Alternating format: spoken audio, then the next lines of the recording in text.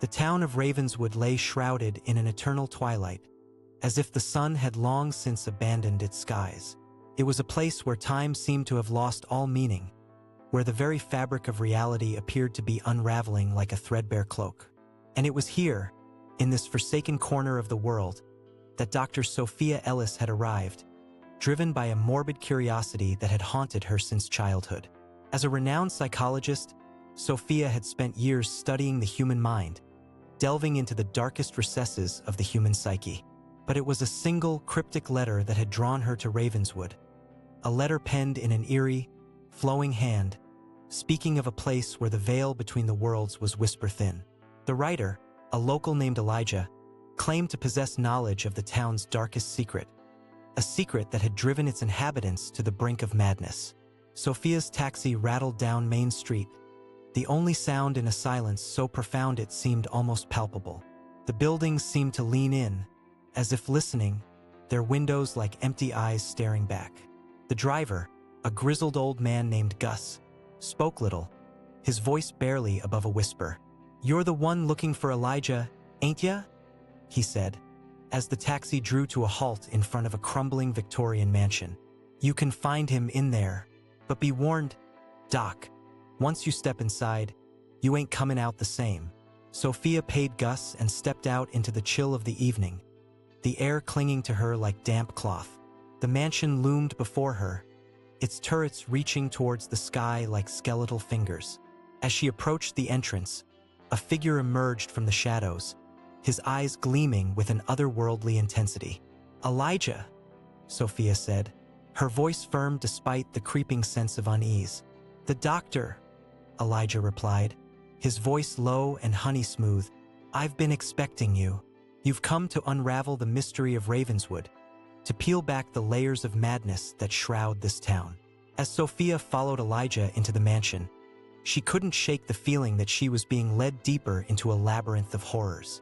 The air inside was heavy with the scent of decay, the walls adorned with ancient artifacts that seemed to whisper secrets to each other. Elijah guided Sophia through a maze of twisting corridors, the shadows cast by the flickering candles dancing on the walls like malevolent spirits. They descended into a dungeon-like basement, the walls lined with dusty tomes bound in what appeared to be human skin. "This is where the secrets of Ravenswood reside," Elijah whispered, his eyes glinting with an unholy light.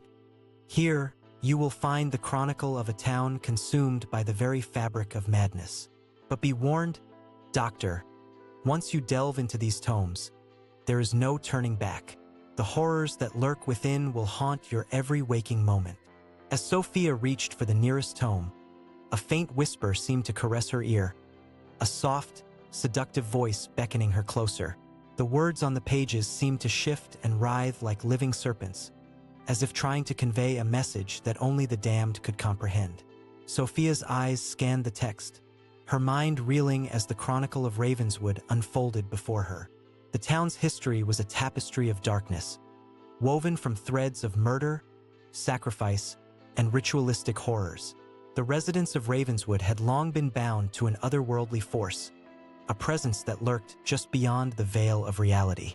It was said that the town's founders had made a pact with this entity, trading their sanity for a fleeting glimpse of forbidden knowledge. As Sophia delved deeper into the tomes, the whispers in her ear grew louder, the words becoming clearer, more insistent. The presence, known only as the Devourer, had consumed the souls of Ravenswood, leaving behind only hollow shells of humanity. The ritualistic murders, the cryptic messages scrawled on walls, all were part of a grand design to appease the hunger of the Devourer. Elijah's eyes seemed to bore into Sophia's very soul as he whispered, "You see, Doctor, the town is a nexus, a gateway to realms beyond our own. The Devourer is the key that unlocks the door to madness." Suddenly, the lights flickered, and the shadows on the walls appeared to twist and contort, as if the very fabric of reality was beginning to unravel. Elijah's gaze grew more intense, his eyes blazing with an unholy fervor. "The time of revelation is upon us, Sophia," he whispered, his breath cold against her ear. "You have been chosen to bear witness to the apotheosis of Ravenswood.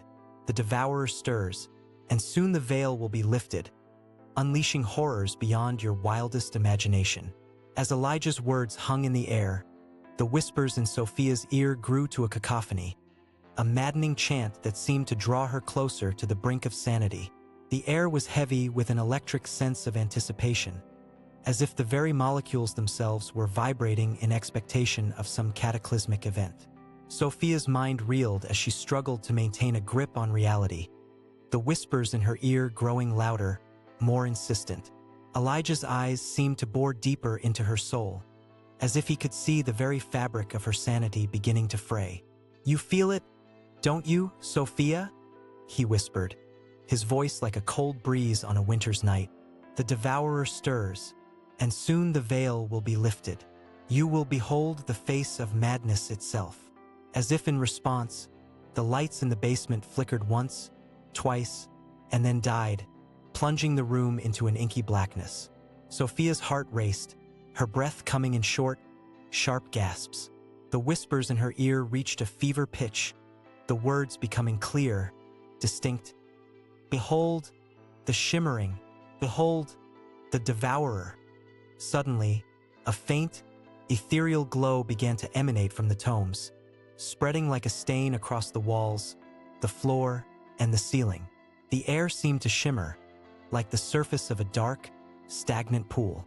Sophia felt herself being drawn towards the heart of the glow, towards the very epicenter of the horror that lurked beyond the veil. And then, in the distance, she heard the sound of footsteps, heavy, deliberate, and slow. The devourer was coming, its presence heralded by an unholy silence that seemed to compress the air around her. Elijah's voice was a barely audible whisper in her ear. "The time of revelation is upon us, Sophia.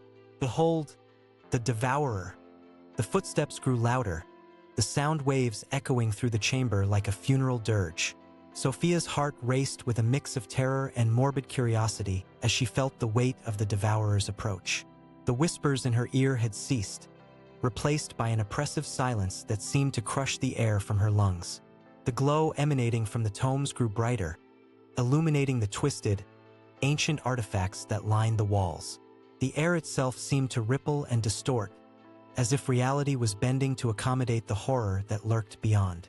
And then, in the center of the room, a figure materialized, its presence like a dark star that had burst into being. The devourer was a monstrosity, a twisted amalgamation of human and something else. Its face was a twisted, inhuman visage, a parody of humanity with eyes that burned with an otherworldly green fire. The devourer's gaze locked onto Sophia, its eyes piercing her very soul. She felt her mind reeling, her sanity teetering on the brink of collapse as the horror drew closer, its presence like a cold, dark wind that threatened to extinguish the flame of her consciousness. Elijah's voice was a distant echo, a faint whisper in her ear. "Behold, the face of madness. Behold, the devourer." As the devourer loomed closer, its twisted face inches from Sophia's, she felt her grip on reality begin to slip. The whispers in her ear had returned, a cacophony of madness that threatened to consume her very essence. And in that moment, Sophia knew that she was doomed, trapped in a living nightmare from which there was no escape. The devourer's hot, rank breath washed over Sophia, its eyes burning with an otherworldly intensity. She felt her mind screaming, her thoughts shattered like fragile glass as the horror's presence overwhelmed her. Elijah's voice was a distant echo, a maddening refrain that echoed through her shattered mind. "Behold, the devourer. Behold, the face of madness." As the devourer's gaze pierced her soul, Sophia felt herself being drawn into a realm of unutterable horror, a realm where the laws of sanity no longer applied. The whispers in her ear grew louder, a maddening chant that seemed to pull her closer to the abyss. In a desperate bid to cling to her sanity, Sophia's mind conjured up visions of her past, fragmented memories that flashed like strobe lights through her tortured brain. Her childhood, her parents, her first patient. All were jumbled together in a kaleidoscope of madness. But even these fragile anchors to reality began to slip away, consumed by the crushing weight of the Devourer's presence. Sophia's mind was a maelstrom of terror. Her thoughts shattered like broken glass as the horror loomed closer, and then, in the instant before her sanity was about to shatter, the Devourer spoke. Its voice was a low, rumbling growl, a sound that seemed to shake the very foundations of Sophia's soul. "You should not have come here, Sophia," it growled. "You will never leave Ravenswood." As the Devourer's words echoed through her mind, Sophia felt her grip on reality slip, her consciousness plummeting into the abyss of madness. She was trapped, forever lost in a realm of unutterable horror, where the only sound was the maddening chant of the whispers in her ear.